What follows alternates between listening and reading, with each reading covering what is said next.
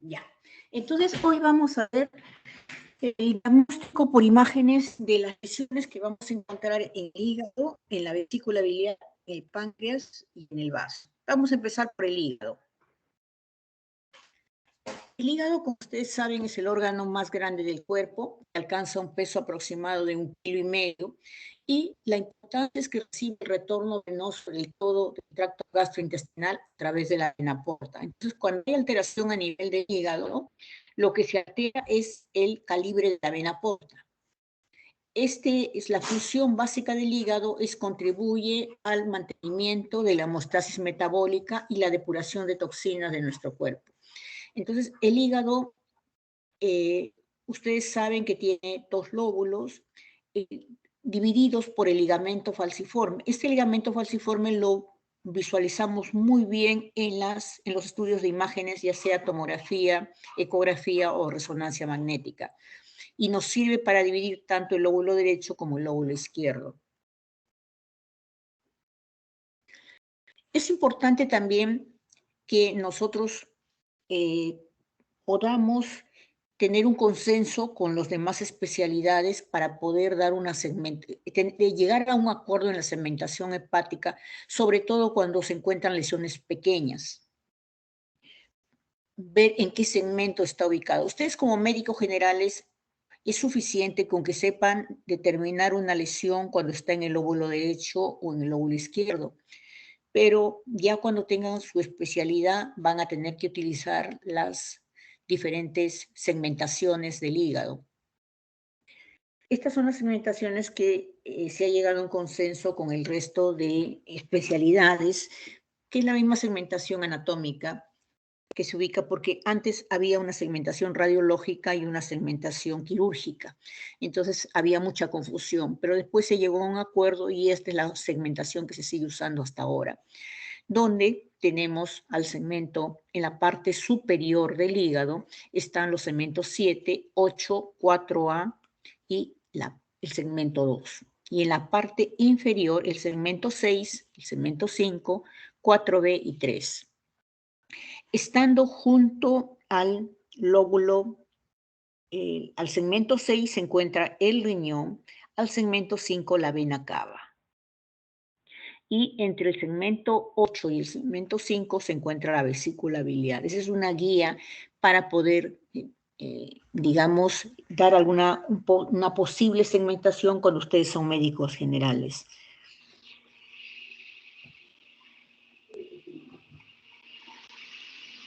Por favor, apaguen su micrófono, chicos. ¿Cómo? Apaguen su micrófono, alguien tiene el micrófono prendido. En cuanto a las técnicas de imágenes para visualizar el hígado, están en orden de sensibilidad de cada método. Tenemos la ecografía, que hecho por un buen médico es un excelente método para poder evaluar el hígado. Tenemos la tomografía espiral multicorte o el TAC, pero esto en el método trifásico, lo que nos permite evaluar las fases del hígado. Y la resonancia magnética nuclear, que tenemos que utilizar sustancia de contraste, al igual que la tomografía.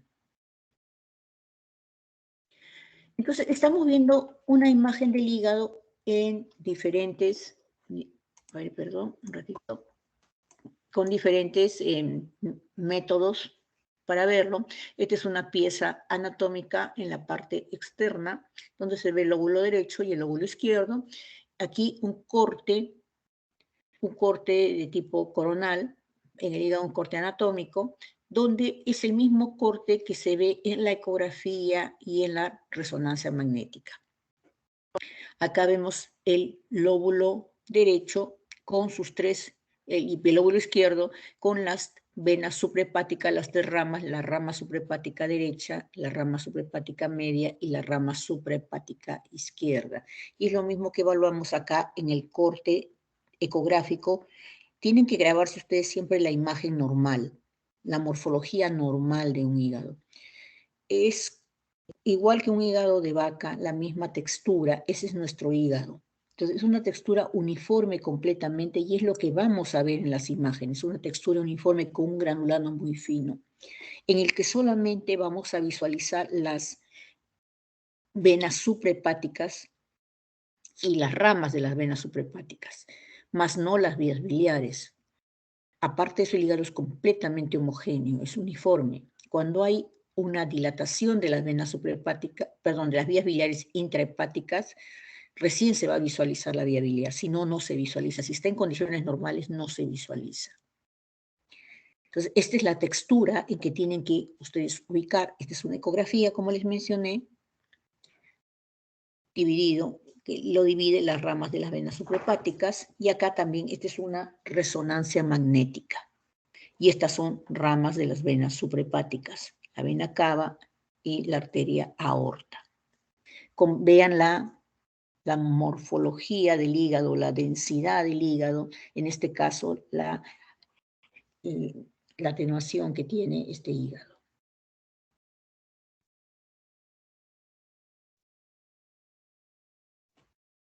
Acá estamos viendo, vamos a ver una ecografía normal, donde hay diferentes cortes que ustedes van realizando según cómo vayan moviendo el transductor.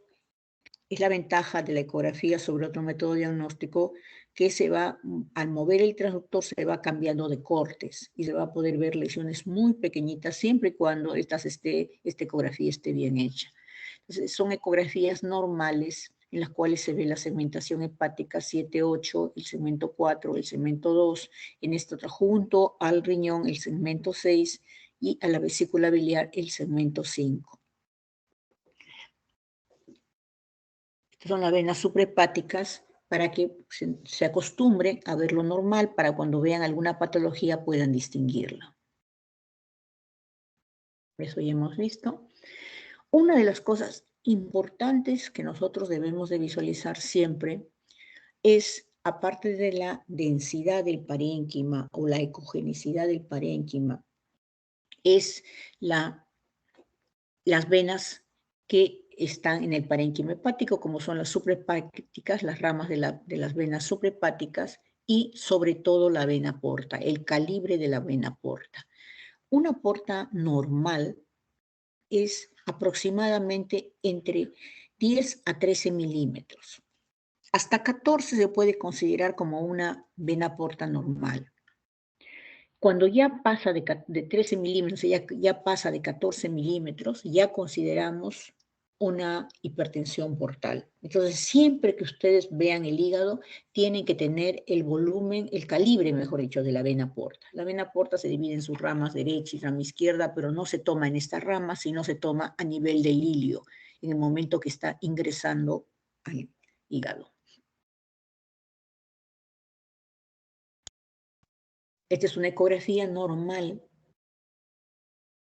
donde vemos las ramas suprahepáticas y entre la rama suprahepática izquierda está el segmento 7, el segmento 8 se encuentra entre la derecha e izquierda, el 4 entre entre la derecha y media, el 4 entre la media y la izquierda, y el 2 al costado de la izquierda. Todas salen de la vena cava. Entonces, el otro método de estudio es la tomografía. La tomografía se realiza siempre con sustancia de contraste.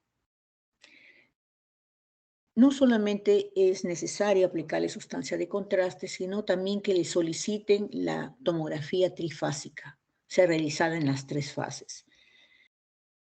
El estudio trifásico consta de las 3 fases son la fase donde el paciente está sin sustancia de contraste, que es la primera fase.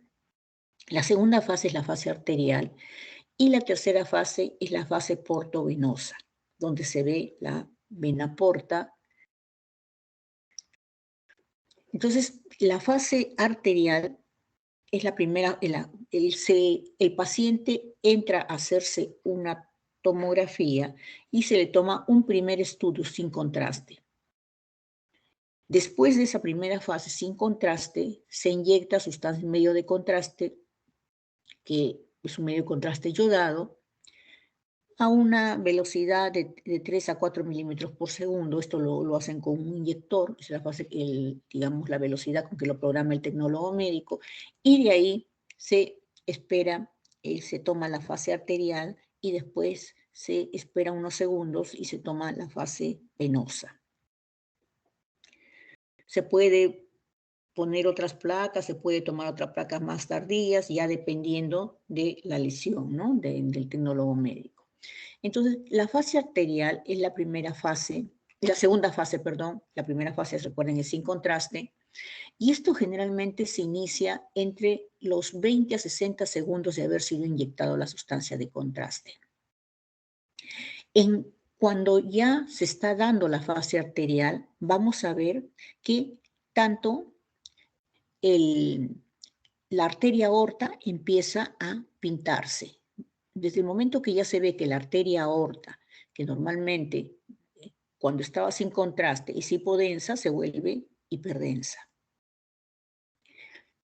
Y ya empieza la cortical de los riñones, empieza a captar el contraste. En ese momento es la fase arterial, que generalmente sucede entre los 20 a 60 segundos.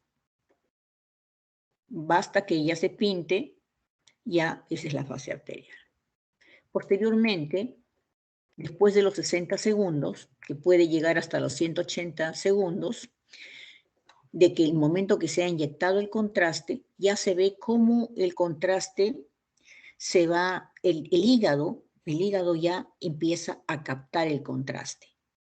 Ya se va pasando el contraste de la arteria aorta, ya no se ve la arteria aorta pintada, pero se empieza a ver que todo el riñón ya empieza a concentrar el contraste, ya no solamente la corteza, sino todo el riñón y empieza a concentrar el contraste, y el hígado, ya las venas suprahepáticas empiezan a pintarse. Entonces, en ese momento, esa es la fase venosa. La fase venosa, fase portal o fase de distribución. Todos esos nombres tiene la tercera fase. Hay lesiones que permanecen mucho tiempo en la fase arterial. Hay otras lesiones que pasan rápidamente a la fase portal, dependiendo del número de arterias que tengan. Entonces, es un estudio que nos permite poder evaluar qué lesiones están más vascularizadas que otras. En cuanto a la resonancia magnética, es un método que no es muy fácil su acceso, no es muy fácil conseguir un resonador magnético, sobre todo en provincia. Aparte, si uno lo consigue, el costo es alto.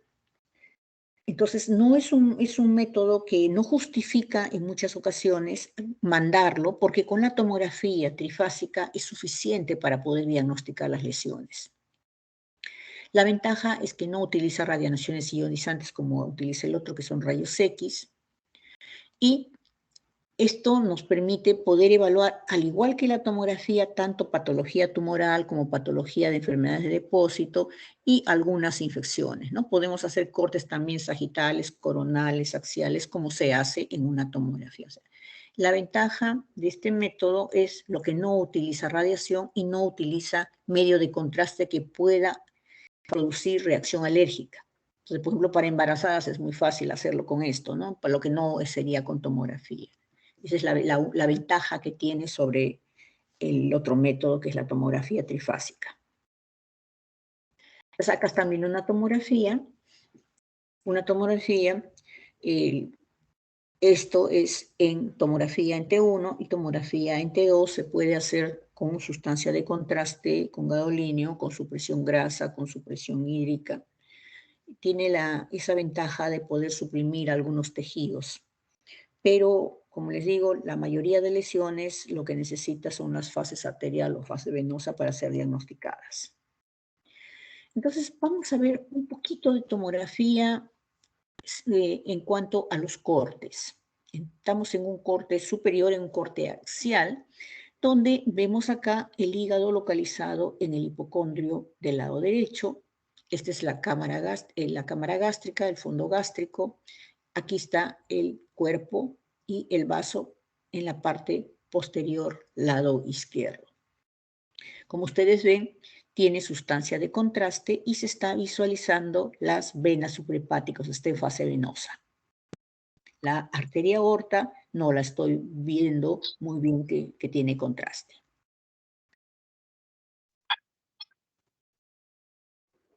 Acá veo ya un corte más inferior donde veo todo el parénquima hepático. Esta es la vena cava y acá está la arteria aorta. El estómago con su cámara gástrica, el vaso en la parte posterior. Siempre es importante que cuando evalúen hígado, evalúen vaso, porque patologías de hígado se asocian con esplenomegalia.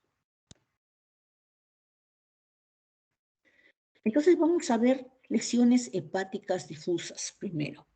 Vamos a hablar de las dos primeras.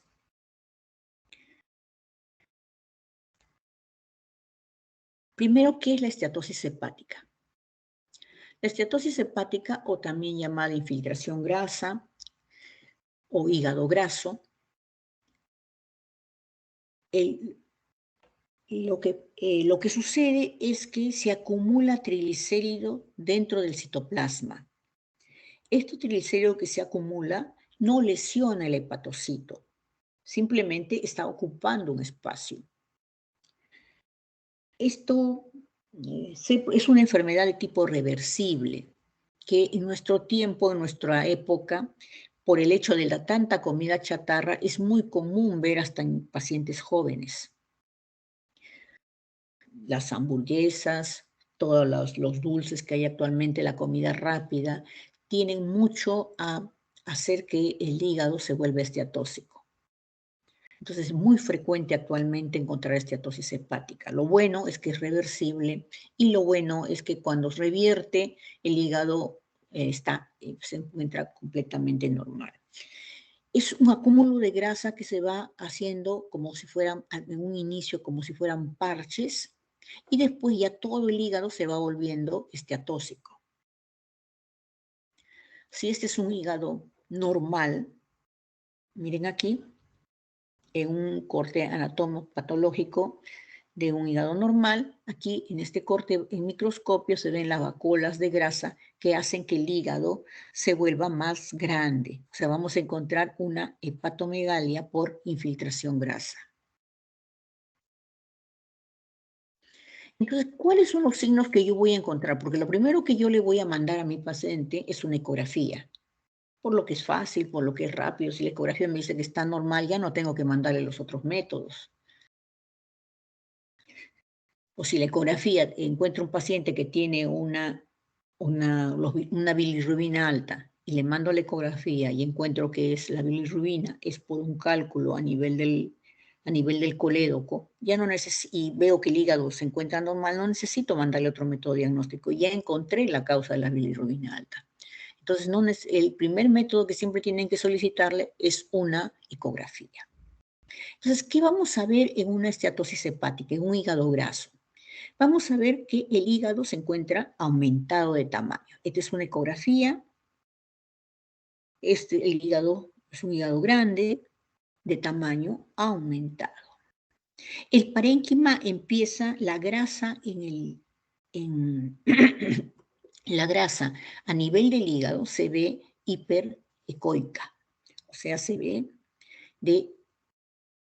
más brillante, se ve zonas más hiperecoicas, más blancas. Zonas que en un inicio son como unos parches y después ya se va convirtiendo todo el parénquima, se volviendo hiperecoico. Miren acá. Los bordes se vuelven hiperecoicos, o sea, la densidad del parénquima es blanca, es hiperecoica por la grasa que empieza a acumularse. Pero esa grasa, como les digo, no se acumula en forma uniforme, parejita, ¿no? Primero en algunas zonas, como nosotros cuando nos engordamos, también nos engordamos algunas zonas más. Después ya estamos todos gordos, ¿no? Los bordes del hígado continúan siendo bordes regulares. Los ángulos también se hacen más amplios, más anchos, porque el hígado se engorda. Como el hígado se engorda, las venas suprahepáticas también son comprimidas, pero son comprimidas con una suavidad. No es algo que no permite el pasaje de la sangre. Entonces, si bien disminuye el diámetro de las venas suprahepáticas porque se está llenando con grasa el hígado, se está hinchando, no hay signos de hipertensión portal, el funcionamiento es normal. En una tomografía y en una resonancia magnética, la grasa cuando se acumula, acá estamos viendo una ecografía de un hígado esteatóxico en el lóbulo derecho, acá también en el lóbulo derecho en una tomografía y en una resonancia. Entonces, ¿cómo cuando se acumula la grasa, la grasa se vuelve en el hígado, lo vamos a ver hipodensa, lo vamos a ver negrito. En una resonancia magnética, también la grasa se va a volver hipointensa. O sea, la vamos a ver también un hígado más negrito de lo normal. Entonces, esa es la forma en que nosotros vamos a visualizar la grasa en una tomografía, lo vamos a ver más hipodenso. Esta es una tomografía normal, me confundí aquí cuando no les mencioné, esta es una tomografía normal y esta es una tomografía de un paciente con esteatosis. Igual que aquí, esta es una resonancia magnética normal y esta es una resonancia magnética de un paciente con esteatosis. Entonces, en la esteatosis hepática, el hígado se va a volver más negrito, más hipodenso en la tomografía e hipointenso en la resonancia magnética.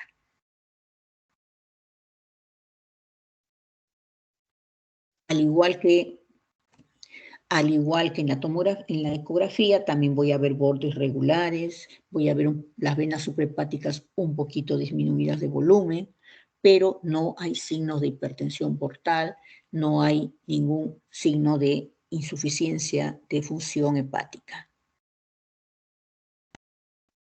En cambio, la cirrosis hepática es producida por un daño crónico al hígado, una lesión del hepatocito que hace que el hepatocito cicatrice después de la lesión y se fibrose y ya no funcione. Las causas más comunes son la hepatitis, cualquiera de las variantes, la B, la C, la D. El alcoholismo es una de las primeras causas. Las hepatitis de tipo autoinmune, los trastornos de las vías biliares, algunos medicamentos, por ejemplo, el medicamento de colesterol puede producir que haya lesión a nivel de la función hepática. Enfermedad de tipo hereditaria también pueden producir que el hígado se lesione. Entonces el paciente tiene una ascitis, se presenta así, paciente de bajo peso con una barriga muy prominente, ¿no? Entonces, ¿qué voy a ver yo?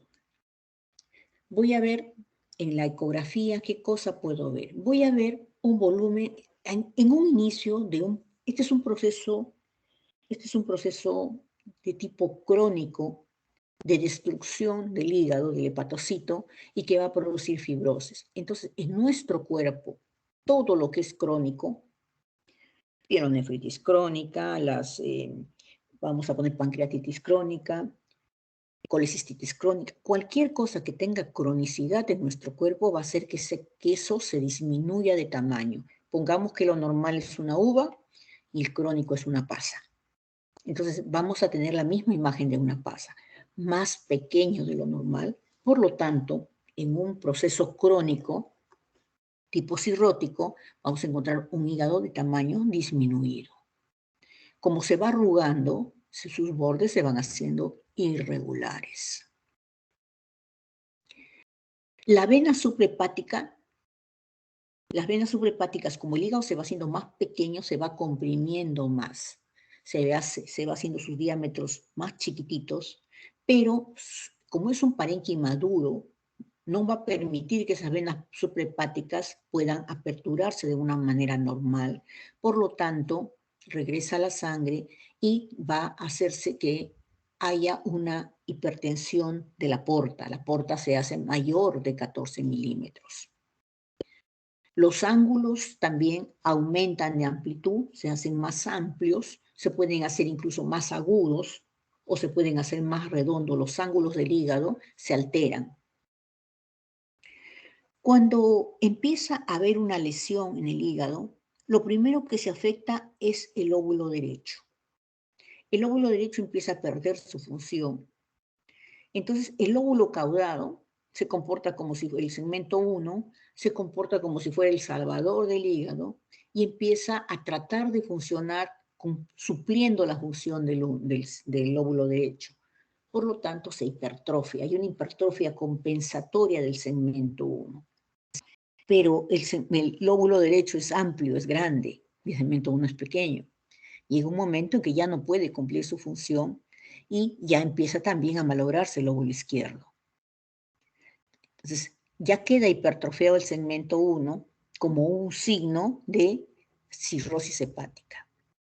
Por la misma hipertensión portal, el hígado, el vaso crece, haciéndose una esplenomegalia, y como no funciona bien, se produce una ascitis.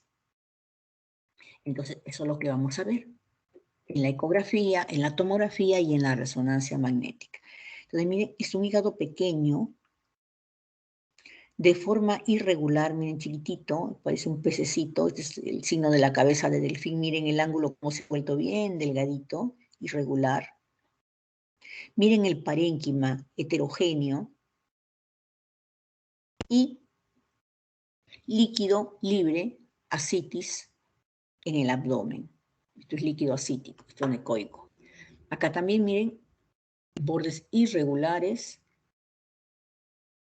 heterogéneo y presencia de ascitis. Miren, venas suprahepáticas casi ni las ven, porque están comprimidas, están reducidas de tamaño. En una tomografía.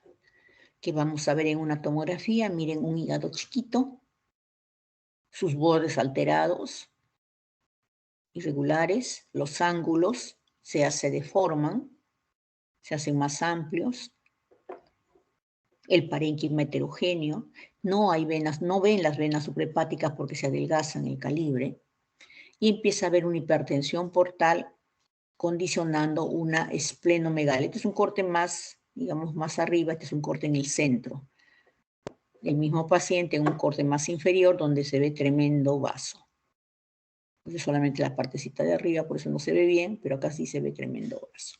Y este de aquí es el lóbulo caudado, que miren cómo se ve hipertrofiado.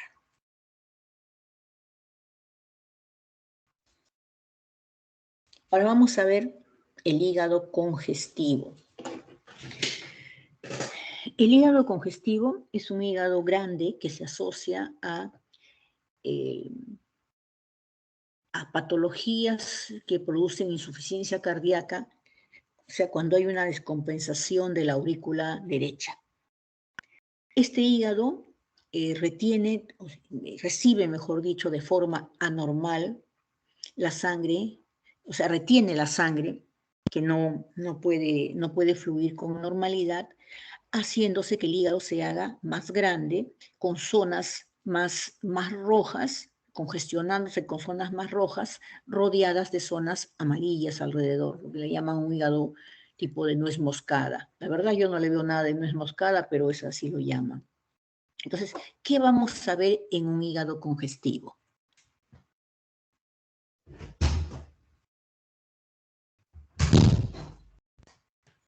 Vamos a visualizar en el hígado congestivo, primero el paciente tiene antecedente de haber tenido, de ser un paciente cardiópata, que está con una insuficiencia cardíaca. Vamos a encontrar una hepatomegalia por la cantidad de sangre que hay acumulado acá. Posteriormente, como este hígado se llena con abundante líquido, que es el líquido de las venas suprahepáticas empiezan a congestionarse. En un inicio se hace el parénquima un poquito más hipoecoico y las venas suprahepáticas, al igual que la vena cava, se dilatan, invirtiéndose el flujo en las venas suprahepáticas porque como no hay fuerza para, o sea, no bombea, la sangre se queda ahí. Entonces, las venas suprahepáticas se invierten el flujo cuando se aplica Doppler. Si este hígado congestivo permanece por mucho tiempo como congestivo, se origina cirrosis y la consecuente hipertensión portal, esplenomegalia, citis, todo lo que condiciona la cirrosis. Entonces, ¿qué voy a ver yo? ¿Cuál es la característica de un hígado congestivo en imágenes? Es un hígado grande. Voy a encontrar una hepatomegalia. Y las venas suprahepáticas, al igual que la vena cava, al igual que la vena porta, todas se dilatan. Miren. Hay una marcada dilatación. Ustedes ven como salchichones que cursan dentro del hígado. Entonces miren acá la vena cava, la vena suprahepática derecha, la media, la izquierda, miren cómo están marcadamente dilatadas. Y con una severa hepatomegalia. Y posteriormente una esplenomegalia.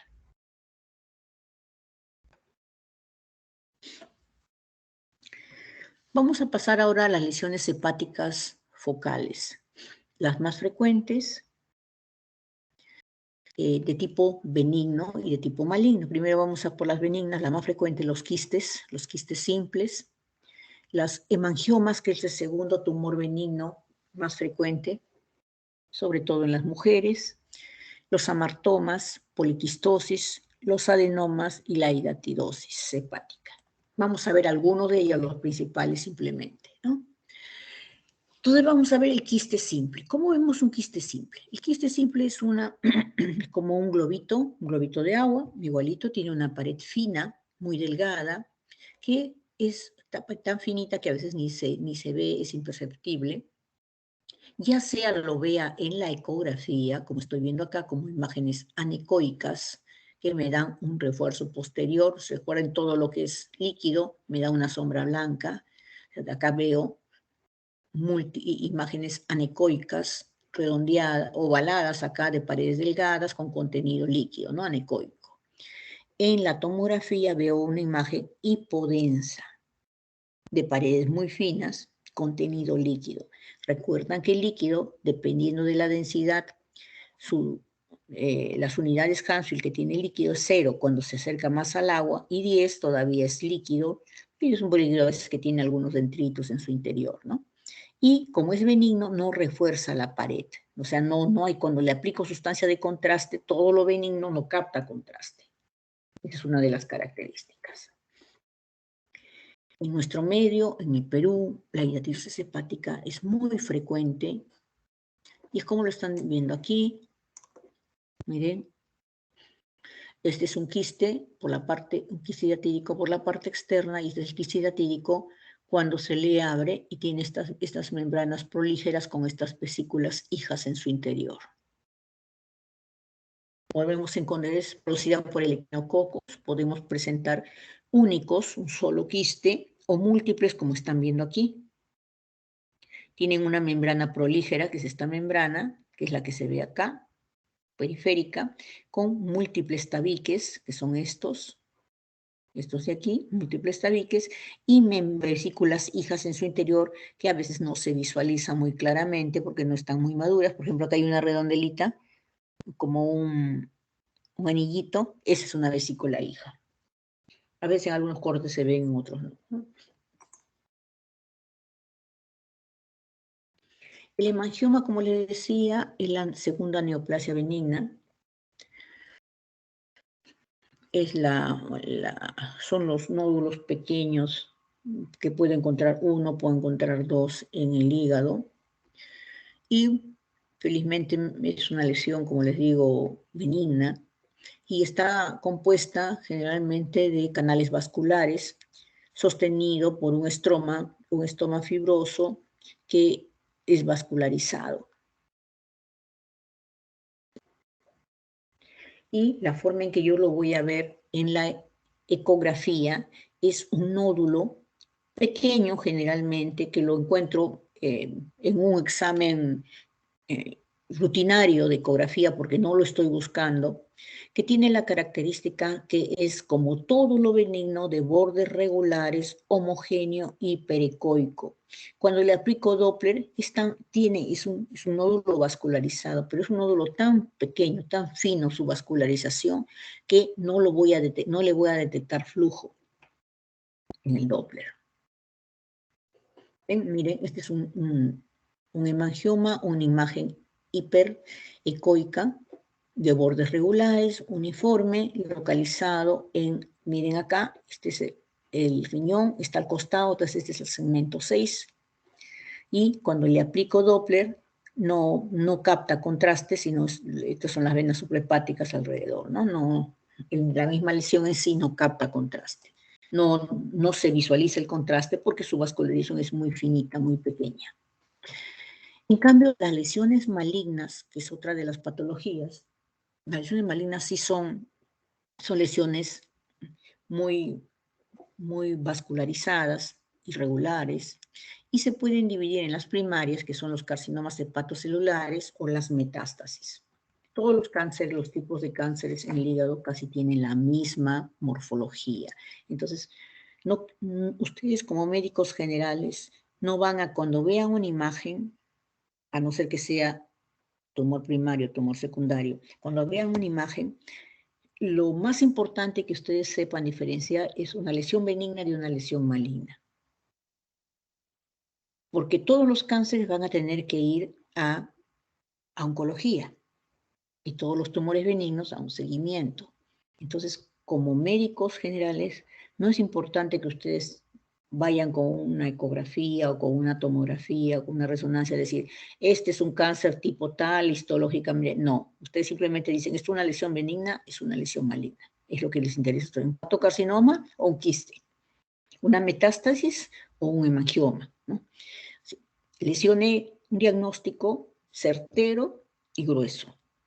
Entonces, para que puedan diagnosticar si esto es benigno o es maligno, siendo el tumor hepatocarcinoma el tumor maligno primario más frecuente en el hígado, vamos a ver que este tumor es de una ecorefringencia como todo lo maligno, o si lo estoy viendo en una tomografía de una densidad.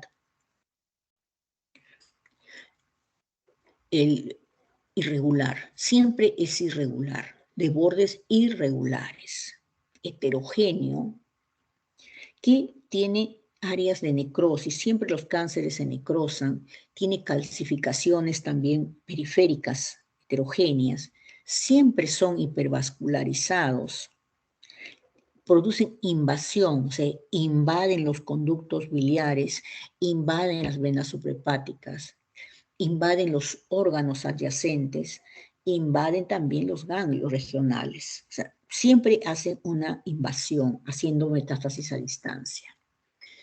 ¿Cómo lo voy a ver en una ecografía? En una ecografía, los hepatocarcinomas o los tumores de hígado, los puedo ver únicos, los puedo ver múltiples, voy a tener algunos de presentación hipodensa, hipoecoica, otros de presentación hiperecoica, pero todos tienen la característica que son heterogéneos y de bordes irregulares, y que si yo le aplico sustancia de contraste con otro método diagnóstico que es la tomografía o la resonancia magnética, van a captar el contraste. En la ecografía van a tener realce con el Doppler, o sea, van a ser vascularizados a nivel del Doppler. Se dice que entre el 70 al 90% de los hígados cirróticos hacen con el tiempo un hepatocarcinoma. Generalmente, cuando es en hepatocarcinoma, los cánceres son más difuminados. ¿Por qué? Porque se afecta casi todo el hígado en los cirróticos, pacientes cirróticos, está todo el hígado afectado. En cambio, cuando es un hígado normal, generalmente aparecen como masas únicas. Entonces, en la ecografía lo voy a poder encontrar, como hemos visto, hiperecoicos, los puedo encontrar hipoecoicos, pero la característica es heterogéneo de bordes irregulares. En la tomografía Siempre que sospecho un proceso expansivo, una neoplasia, tengo que hacerle con sustancia de contraste. En general, siempre que se hace una tomografía o una resonancia magnética de abdomen, se hace con sustancia de contraste. Entonces, lo puedo encontrar en esta forma de presentación, miren, como si fuera un nódulo irregular, hipotenso, de bordes irregulares, que cuando se le aplica contraste tiene una captación periférica, o sea, alrededor capta más que la parte central.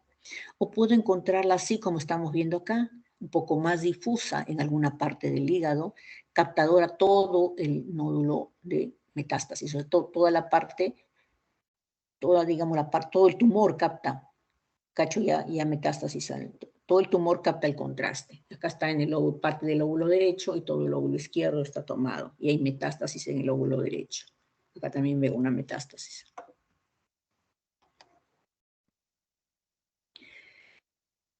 Las metástasis hepáticas es el segundo tumor que yo puedo encontrar pequeño en el hígado después del hemangioma, que es un tumor, al hablar de tumor hablo de benigno y maligno. Son nódulos que los voy a encontrar muchas veces únicos o los puedo encontrar múltiples como están viendo acá. Tiene la misma característica del tumor primario. Entonces, los puedo encontrar, miren, así distribuidos en diferentes tamaños en todo el parénquima hepático. En un inicio pequeños, después ya van tomando todo el parénquima hepático, como ven acá. En este caso son hiperecoicos. Acá estoy viendo en una tomografía, miren, nódulos hipodensos, esto se llama en ojo de buey, que son más característicos de patologías primarias del tubo gastrointestinal. Son en ojo de buey, múltiples en todo el hígado. Son hipervascularizadas, no se olviden, múltiples.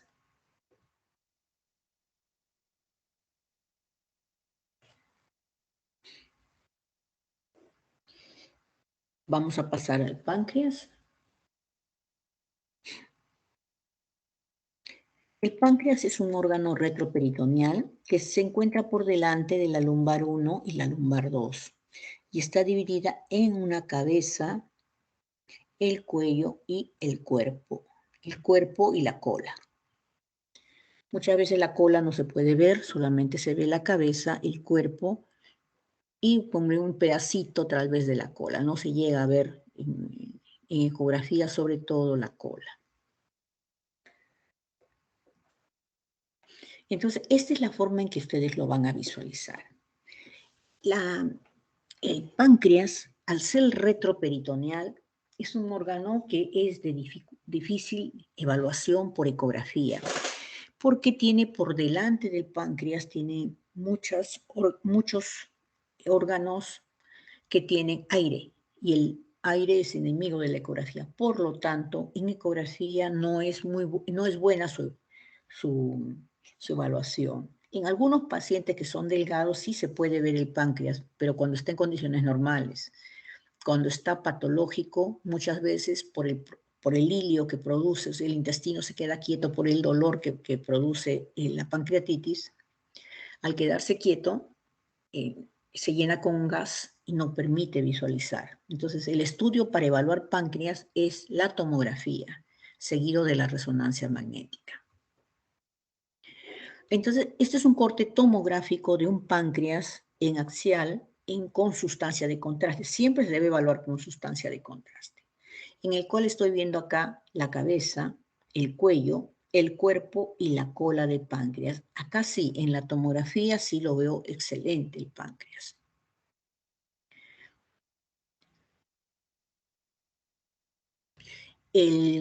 ¿Cómo lo llego a ubicar? Lo llego a ubicar por la columna vertebral. Al costado de la columna vertebral se encuentran los riñones, el riñón derecho, el riñón izquierdo. Por delante está la arteria aorta y al costado se encuentra la vena cava. Saliendo de la arteria aorta sale la arteria mesentérica y esta es la vena esplénica. Sobre la vena esplénica se echa el páncreas, se recuesta sobre la vena esplénica. A veces solamente se ve la vena esplénica y encima voy a visualizar el resto de partes del páncreas.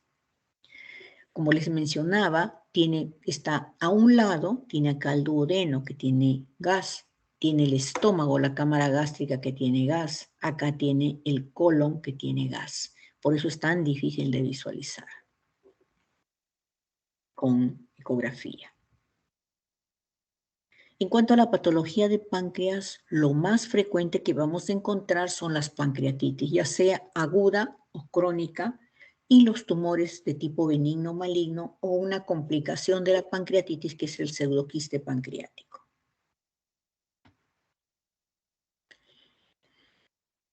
¿Qué es la pancreatitis aguda? Es una inflamación aguda del páncreas donde se afecta el tejido acinar y una de las causas más frecuentes es por la presencia de cálculos en la vesícula biliar.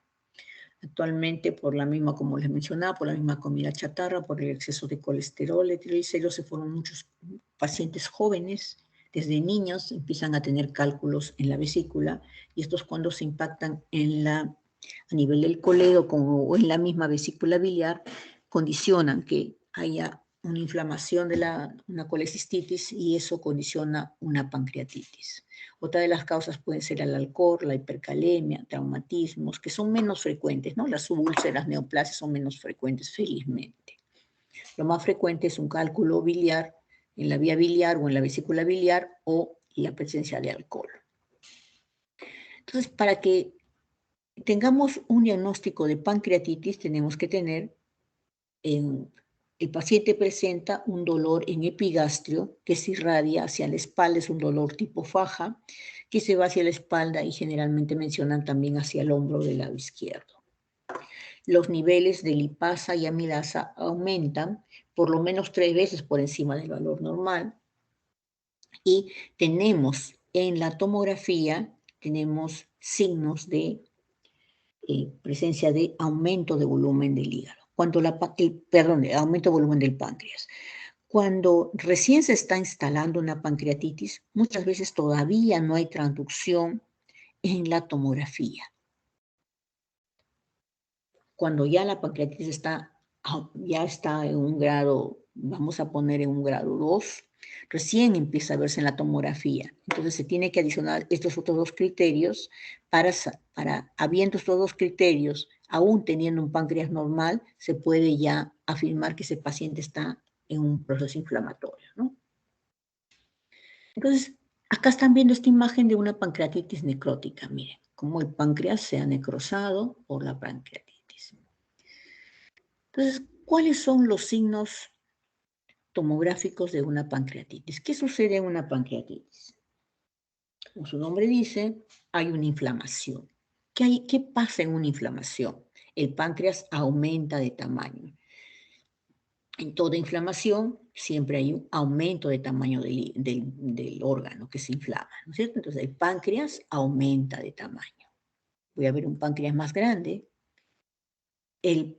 Al inflamarse ciertas zonas del páncreas, hay zonas que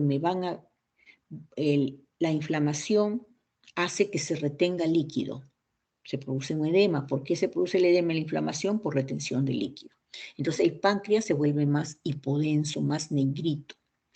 En ciertas zonas un poquito más y en ciertas zonas un poquito menos. Por lo tanto, me da una densidad heterogénea. Al edematizarse el páncreas, sus bordes se van haciendo irregulares. Se hacen irregulares y se hacen más imprecisos. Ya no se van a ver tan nítidos los bordes. Y empieza a exudar líquido, a botar líquido por fuera. Por lo tanto, voy a encontrar colecciones líquidas periféricas. Y como una complicación después que ya el paciente mejoró todo, puedo encontrar un pseudoquiste. Entonces voy a ver ahora cómo es que un páncreas empieza a ver, vamos a ver signos de pancreatitis. Les dije, un páncreas ha aumentado de tamaño. En el momento que empieza a aumentar de tamaño, el páncreas es un páncreas de tipo edematoso. El páncreas sigue aumentando de tamaño y se empieza a formar ya la presencia de abscesos en el parénquima. Esos abscesos van a dar que algunas zonas sean de diferente densidad. Entonces, en ese momento ya es una pancreatitis abscedada. Se sigue abscedando el páncreas y llega un momento en que ya no solamente hay zonas de abscesos, sino hay zonas de necrosis por los mismos abscesos. Entonces, en ese momento es una pancreatitis necrohemorrágica. Son los 3 tipos de pancreatitis que ustedes pueden encontrar generalmente. Entonces, los tipos anatómicos, cómo va a evolucionar una pancreatitis, son diferentes a los criterios que se dan en tomografía. Los criterios que, para unificar criterios, existe la clasificación de Baltasar en la tomografía, donde el Baltasar A significa que es un páncreas normal. Baltasar B significa que el páncreas se encuentra agrandado, solamente aumentado de volumen. Baltasar C significa la inflamación del páncreas, o sea, el páncreas está aumentado de volumen, pero ya al aumentar de volumen también empieza a inflamar la grasa que está al costado del páncreas, alrededor del páncreas. Entonces, la grasa peripancreática, al inflamarse también, hace que se borren los bordes del páncreas, no se ven los bordes del páncreas. El Baltasar D, cuando este páncreas empieza a inflamarse aún más, empieza a exudar líquido. En un inicio, alrededor del páncreas. Entonces, cuando hay una sola colección líquida, es un Baltasar D. Cuando va avanzando, ya no solamente es una colección a nivel de páncreas, sino ya voy a encontrar varias colecciones dentro del páncreas, ya no solamente en un espacio, sino ya en varios espacios. Ya es una pancreatitis, la última, la pancreatitis, la Baltasar D, más de 2 colecciones líquidas. Entonces acá estamos viendo Baltasar A, miren, un páncreas normal, bordes regulares, normal. Generalmente el tamaño del páncreas es un diámetro antero-posterior, tiene 3 centímetros a nivel del cabeza y cuerpo. Entonces, cuando pase 3 centímetros ya lo consideramos agrandado. Mientras tanto, está normal. Baltasar B, cuando ya empieza a estar aumentado de tamaño. El páncreas aumenta de tamaño, se hace más rechonchito, miren, más gordito, tiene más de 3 centímetros de tamaño. Es Baltasar B, solamente encuentra un aumento de tamaño. Baltasar C es cuando la grasa alrededor del hígado ya no se diferencia bien. Miren la número 1, Baltasar A, miren cómo la grasa y el borde se diferencian muy bien, la grasa peripancreática. En Baltasar C ya la grasa ya no se diferencia. Ya no hay mucha diferencia entre la grasa. Se borra la grasa peripancreática y es más difícil ver el borde del hígado. Y empezamos a ver zonas más, miren, más heterogéneas en el páncreas. Baltasar D es cuando ya empieza a exudar por fuera empieza a exudar ya por fuera del páncreas, miren, el líquido, alrededor del páncreas, que es un espacio. Ese es el Baltasar D. Puede ser una colección dentro del mismo páncreas o una colección por fuera del páncreas, un absceso dentro del páncreas o un absceso afuera, ¿no? Que ya se reventó el absceso y el líquido sale hacia afuera, pero alrededor del páncreas, es Baltasar D. Y Baltasar E cuando ya hay muchas colecciones. Miren, el páncreas está necrótico, tiene áreas, cuando en el páncreas ven aire, quiere decir necrosis. Y acá hay una necrosis en el páncreas, los bordes prácticamente ni los ven porque ya toda la grasa está inflamada. Y acá hay líquido también dentro del mismo páncreas, hay líquido en el espacio de Morrison, acá en el espacio pararrenal anterior tenemos líquido, y aquí en esta otra, miren, todo el páncreas tiene áreas de necrosis, líquido alrededor, en el espacio pararrenal izquierdo hay líquido, pararrenal anterior y posterior izquierdo también hay líquido, o sea, ya tiene más de 2 colecciones líquidas, es un Baltasar E.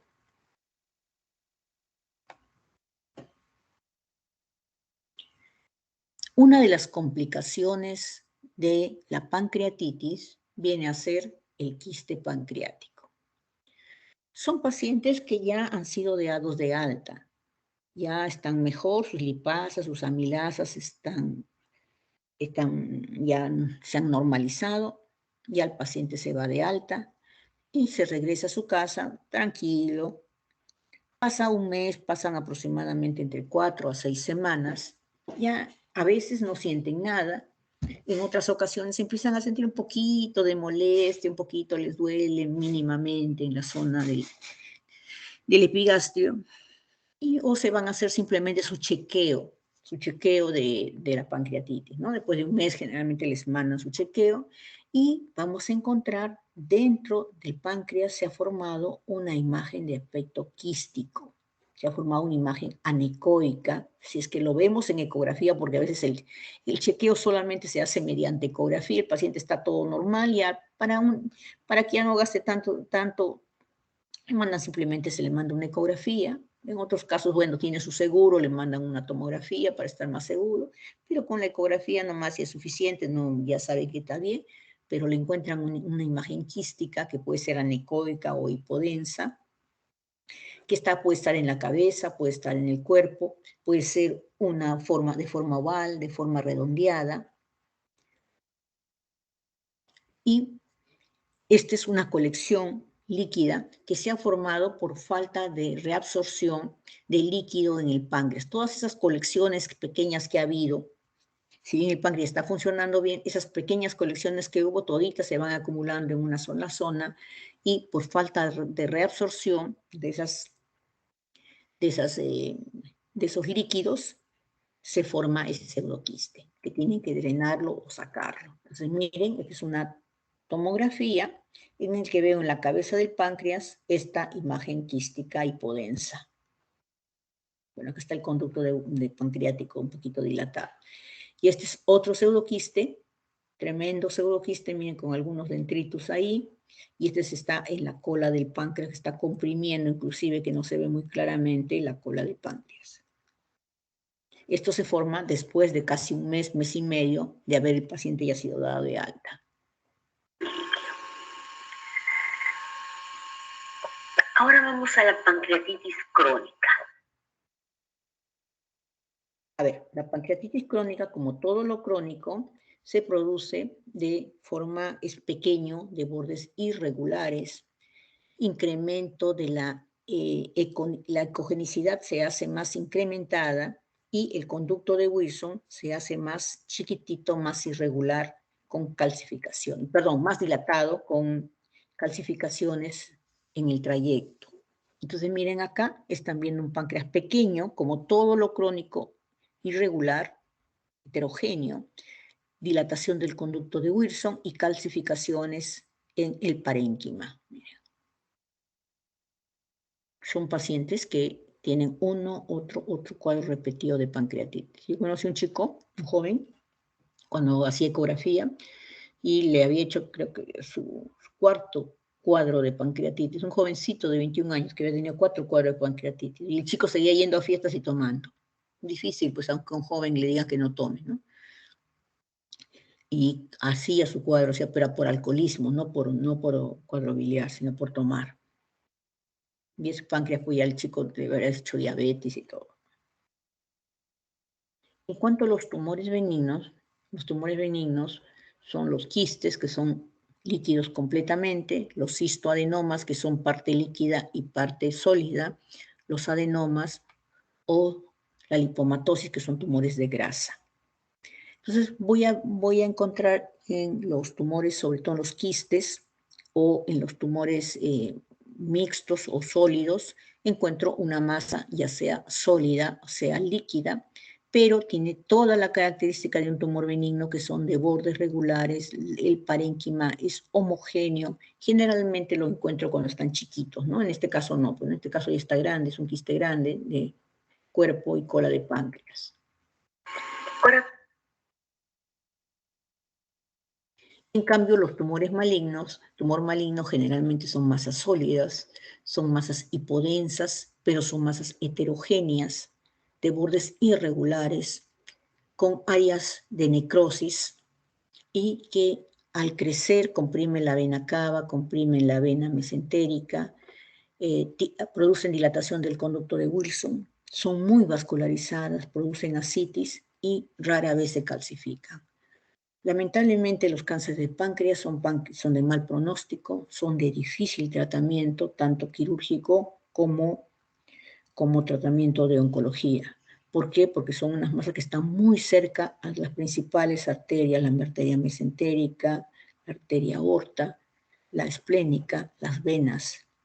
Entonces, para operarlo es muy difícil y para darle tratamiento también no van bien con los quimioterápicos, ni con radiación tampoco. Y tampoco le pueden aplicar radiación porque están los vasos ahí. Entonces son de mal pronóstico y ya se encuentran cuando están avanzados.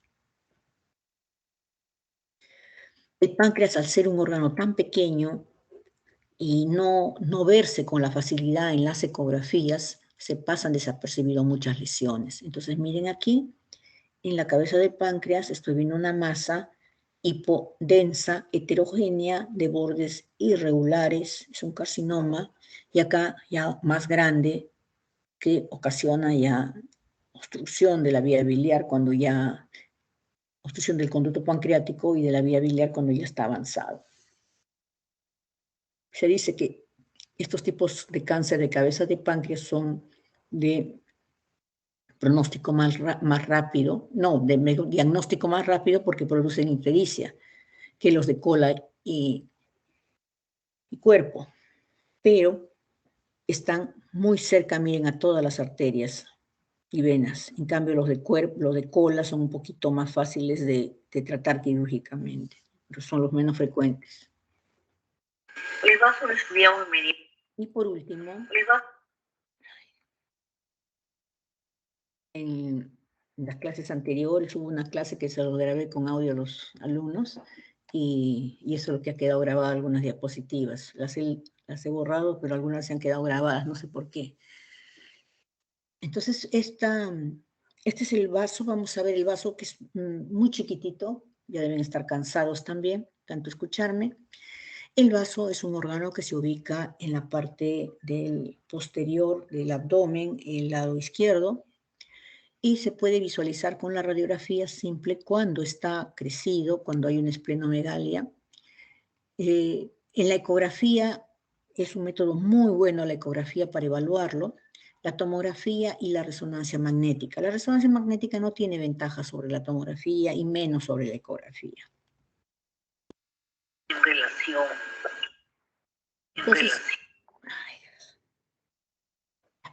Entonces, ¿cómo lo van a ver el vaso? Tiene la misma densidad del hígado, es uniforme, es homogéneo, está al costado del riñón del lado izquierdo, termina a la misma altura del riñón izquierdo. A veces tiene es un poquito menos hiperrefringente que el hígado, es un poquito más negrito que el hígado. Y su tamaño se considera un tamaño hasta de 12 centímetros, se puede considerar de tamaño normal, 12 por 7 por 4 en un adulto, pero un adulto alto. En un adulto de 1,75 m más o menos, esa es la medida normal de un hígado, de un vaso, perdón. Entonces, en la tomografía, como les digo, está en la parte posterior, lado izquierdo. Es cóncavo por un lado y convexo por el otro. La patología más frecuente que vamos a encontrar son las esplenomegalias, un tremendo vaso. Estas esplenomegalias, cuando son leve a moderada, se tiene que pensar en una infección o una hipertensión portal. Cuando es severa, es la leucemia, el linfoma, la mononucleosis. Y cuando es muy, muy, muy grande, la mielofibrosis. Entonces, para tener un consenso de en qué momento se le llama leve, moderada, masiva, severa, entonces hay digamos, una tabla para poder cuantificarla y determinar el grado de esplenomegalia: leve de 13 a 15 centímetros, moderado de 15 a 18 centímetros y severo, masiva, mayor de 18 centímetros. Estas son las causas que les he mencionado anteriormente, causas de esplenomegalia, y acá, miren, generalmente el vaso es más pequeño que el hígado. Este es un corte coronal de una tomografía, acá se ve el hígado y miren este tremendo vasazo. En este otro paciente, aquí veo el hígado y el vaso. Más grande, un poquito más grande, el hígado que el vaso. El hígado normalmente de aquí a aquí mide 15 centímetros. Entonces, este de acá debe estar midiendo unos 16 o 17 centímetros. Y de acá debe estar midiendo por lo menos unos 22 centímetros.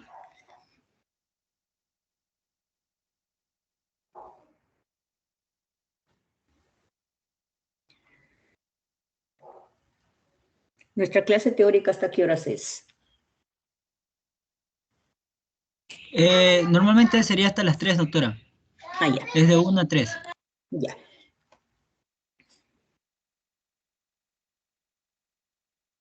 Ya. Entonces seguimos con vesícula biliar.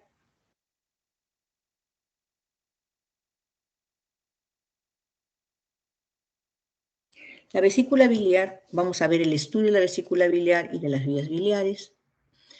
La vesícula biliar es un receptáculo de forma de pera, membranoso, que contiene la bilis.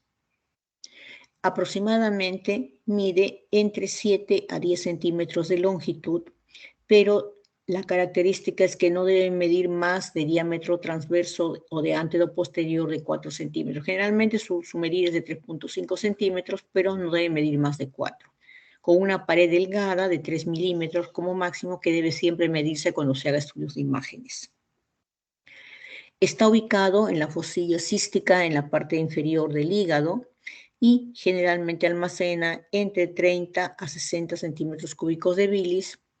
En procesos inflamatorios vamos a ver entre 200 a 250, por lo tanto en procesos inflamatorios está aumentado. Entonces consta de un fondo, un cuerpo, un cuello y unido al conducto, por el conducto cístico al colédoco. Las técnicas para evaluar la vesícula biliar, una técnica ya un poquito en desuso, viene a ser la radiografía de abdomen simple, que también cuando hay cálculos podemos visualizar los cálculos en el hipocondrio derecho. El mejor método diagnóstico es de la vesícula biliar es la ecografía, seguido por la tomografía y la resonancia magnética, pero para lo que es la colangioresonancia, para ver vías biliares.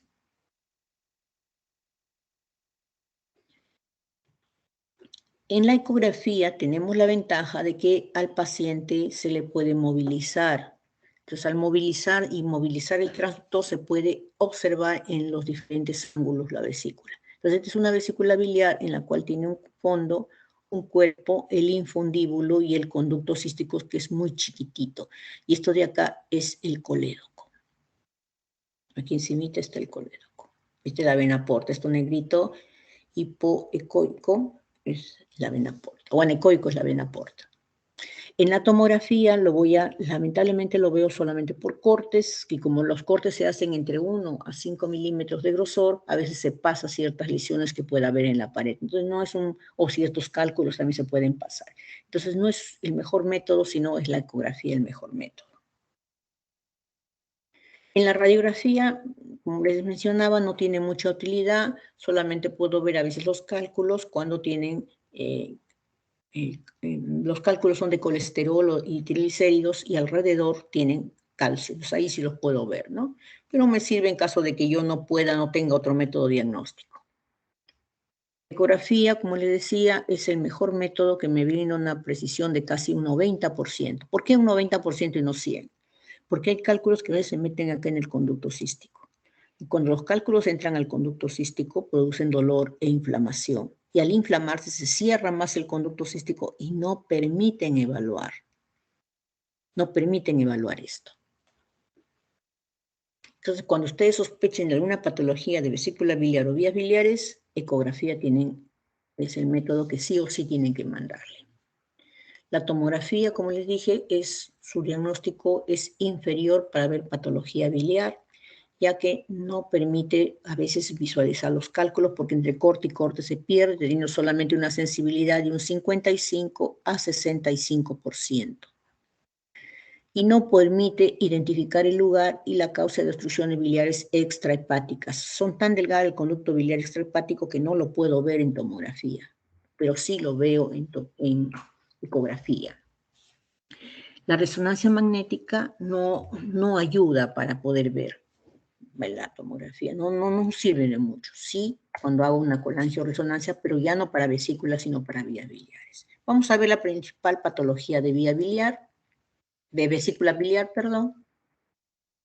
Tenemos la presencia de cálculos de litiasis en la vesícula biliar. Es una de las principales patologías, es la litiasis en la vesícula biliar, en la cual voy a poder evaluar los cálculos que pueden estar en la misma vesícula, en el conducto cístico o en el colédoco. ¿Cómo voy a ver las litiasis vesiculares o los litos? Lo voy a ver, esta es una vesícula biliar que la han operado con su pared gruesa, miren, la pared está engrosada y estos son múltiples cálculos. Este es el conducto cístico que les digo, puede encontrarlos como una imagen única o múltiple. Vamos a ponerlo acá. Lo voy a ver como una imagen única, como están viendo aquí, única. Puedo verlo como una imagen doblos o múltiple, hiperrefringentes, porque tienen calcio, cálculo, y esto me va a dar esa hiperrefringencia que me produce una sombra acústica posterior, esta sombra negra, posterior, miren, todos tienen sombra negra.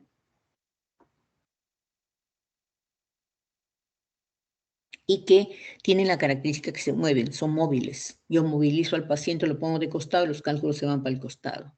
Esa es la ventaja que tengo sobre los cálculos, que son móviles cuando se mueve, se moviliza el paciente. Otra de las patologías es la colecistitis aguda. La colecistitis aguda se produce porque hay una obstrucción del cuello vesicular, ya sea a nivel cístico o del infundíbulo, y generalmente el 90 a 95% de las colecistitis que se producen son por causa de obstrucción. Solamente de 5 a 10% son colecistitis alitiásica y generalmente se pueden producir en pacientes que están ingresados en la UCI con nutrición parenteral prolongada o también mencionan en grandes quemados o politraumatizados. Después que haya colecistitis aguda en otros pacientes no lo hay si es que no tienen cálculos en su interior. Entonces, ¿qué voy a ver en una colecistitis aguda? Voy a ver lo primero que voy a ver es una litiasis dentro de la vesícula, ya sea dentro de la vesícula o dentro del conducto cístico, que lo puedo ver a veces no, ¿no? Pero la característica es que voy a ver la vesícula biliar que está aumentada de tamaño, generalmente más de 10 centímetros, pero lo principal es que tengo que encontrarla mayor de 4 centímetros de diámetro anteroposterior o diámetro transverso, más de 4 centímetros. Esa es la característica principal, más que lo largo, lo ancho. Al inflamarse la vesícula, hace que la pared se engruese. La pared vesicular se engruesa, se edematiza, pero el engrosamiento es hacia afuera, no es hacia adentro, sino hacia afuera. Entonces se edematiza la pared externa, dándome como si fuera una doble pared por la grasa que hay alrededor, que también se inflama, me da como el signo de la doble pared alrededor. Por inflamación de la grasa mesentérica me da esa forma. Voy a ver ese doble contorno que les mencioné, por inflamación alrededor de la grasa perimesentérica, la grasa mesentérica que hay alrededor, y también puedo encontrar dentro de la misma vesícula la bilis que está acá acumulada, que puede tener algunos ecos en su interior, o sea, tiene algunos dendritos.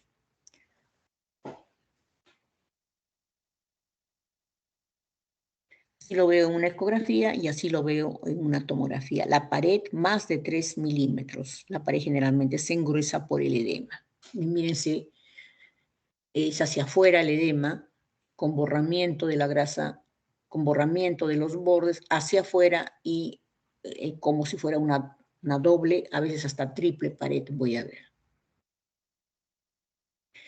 El hidros vesicular, van a escuchar muchas veces hidros vesicular, generalmente es cuando la vesícula biliar es muy grande y se puede deber a la presencia de cálculos o la presencia de bilis espesa, lo que se llama barro biliar, Es una vesícula grande con un diámetro mayor de 10 centímetros y con diámetro anteroposterior mayor de 5 centímetros. Una tremenda vesícula biliar. La colecistitis crónica, como todo lo crónico, es por episodios reiterados de colecistitis aguda o pacientes que tienen cálculos en la vesícula y que hacen pequeños cólicos chiquititos, ya están acostumbrados a ese dolor solo, un dolor ahí suave que tienen por la obstrucción transitoria del infundible. Cuando se me pone un calculito, le da un pequeño dolor y está ahí, después se le pasa, ya no le hace caso y así va.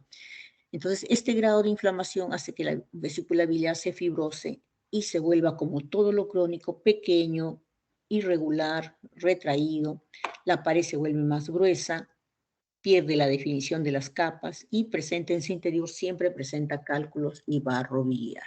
Entonces voy a ver una vesícula pequeña, chiquita, de pared irregular, pero la característica es que la pared irregular es hacia adentro. El engrosamiento de la pared ya no es hacia afuera, sino es hacia adentro. Van a ver dentro la pared gruesa y con presencia de cálculos con su sombra acústica posterior. Miren, pared gruesa, pero hacia adentro, fíjense, afuera está normal la grasa, adentro está grueso, más de 3 milímetros de espesor, con su cálculo acá. Miren este otro, irregular, heterogéneo, chiquita, con su cálculo en su interior.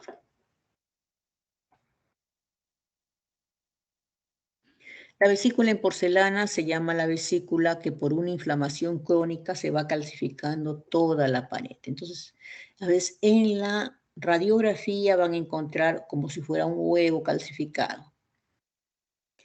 Esta vesícula en porcelana aumenta el riesgo de hacer un cáncer vesicular. Cuando se le hace ecografía, simplemente van a ver una línea y con una gran sombra acústica posterior por la calcificación. Recuerden que la calcificación, si todo está calcificado, todo se ve una sombra. Solamente una línea con una sombra, es una vesícula en porcelana. En la tomografía lo voy a ver el borde, la pared todita calcificada. En cuanto a los tumores benignos, el tumor benigno que ustedes van a encontrar con mayor frecuencia en la vesícula es el pólipo. El pólipo es una lesión sólida que, si bien en el momento que ustedes lo encuentran generalmente es benigna, es una lesión premaligna que puede transformarse en un cáncer, como que no tampoco, ¿no? Entonces, si se transforma en un cáncer, bueno, pues es preferible sacarlo. Entonces, lo controlan cuando son pacientes adultos, lo controlan, o cuando son pacientes jóvenes le sacan la vesícula. Esto es un tumor blando, porque es benigno en ese momento, por lo tanto no produce refuerzo, no produce nada, simplemente es un tejido, una excrescencia de la misma pared y no se desplaza con los movimientos. Cuando son chiquitos se puede confundir con cálculos pequeños, pero la característica es que no se desplaza con los movimientos. Miren acá, en una colecistitis crónica con su pared gruesa, estoy viendo 3 pólipos en su interior en esta ecografía. En esta es una vesícula normal en la cual veo 2 pólipos, o sea, 2 tumorcitos de carne pequeñitos, benignos, que no se movilizan. Yo muevo al paciente y sigue ahí mismo. En cambio, el cálculo se cae, pues se confunde. En cambio, los cánceres se producen porque esos pólipos se malignizan, van creciendo y van invadiendo la pared. Entonces me va a producir una masa de aspecto polipoideo, pero irregular, de bordes imprecisos. Generalmente es secundario a un cálculo que produce inflamación del pólipo y el pólipo se transforma y invade, como todo lo maligno, invade el parénquima hepático, da adenopatías, da metástasis a distancia, ¿no? Entonces acá estoy viendo una ecografía de un cáncer, creo que es la última, de un cáncer vesicular, en el cual, miren, ven la pared completamente irregular, heterogénea, hacia adentro, miren como todo esto es un cáncer, y acá dentro de la vesícula estas zonas sólidas que dependen de la pared de una de las paredes. Entonces, este es un cáncer de vesícula biliar que hace que se deforme completamente. Entonces, la última diapositiva. ¿Tienen alguna pregunta, chicos?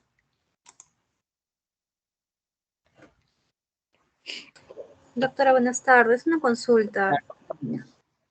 Cuando usted mencionaba la clasificación de Baltasar, pero en este caso con la clínica y del paciente, viendo la ictericia del paciente, ya se podría dar un diagnóstico al paciente, me parece. O sea, ¿qué tan... ¿Siempre hacen una tomografía en este caso? Siempre se hace tomografía. Siempre Ah. se tiene que hacer tomografía para el seguimiento del paciente, porque las pancreatitis generalmente avanzan hasta necrohemorrágicas si no se les da tratamiento antes de comenzar. Se tiene que ver también la causa por la cual se está produciendo la pancreatitis, porque si se está produciendo por una colecistitis aguda o colecistitis crónica, que está inflamando también el páncreas, hay que primero cederle la colecistitis para que ese páncreas desinflame. Entonces, siempre hay que, de todas maneras, es indicativo cuando encuentras una amilasa, una lipasa y dolor, porque no te da ictericia la pancreatitis te da dolor en faja en todo el epigastrio que se te irradia a la espalda y al hombro. Ese es el dolor típico de la pancreatitis.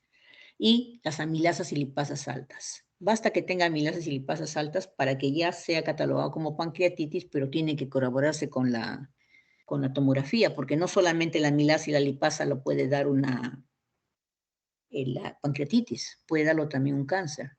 Yo tuve un colega que el año pasado falleció de cáncer de páncreas y él entró a emergencia por un dolor tipo en epigastrio, que pensaron que era una pancreatitis, tenía su amilasa y su lipasa elevada, y lo trataron como pancreatitis, y al final salió que era un cáncer de páncreas. Como que el páncreas es tan pequeño, es a veces difícil su diagnóstico.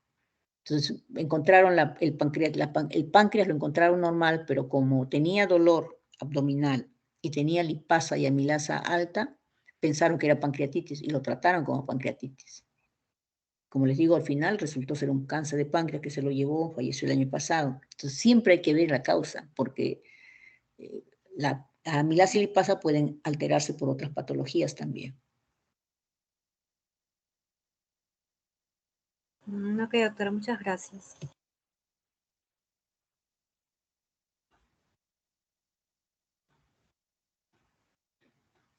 ¿Alguna otra pregunta, chicos?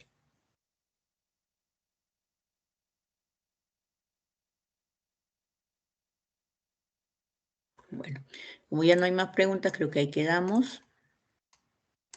Gracias por su atención. A ver, están Sí, doctora, presentes. muchas gracias.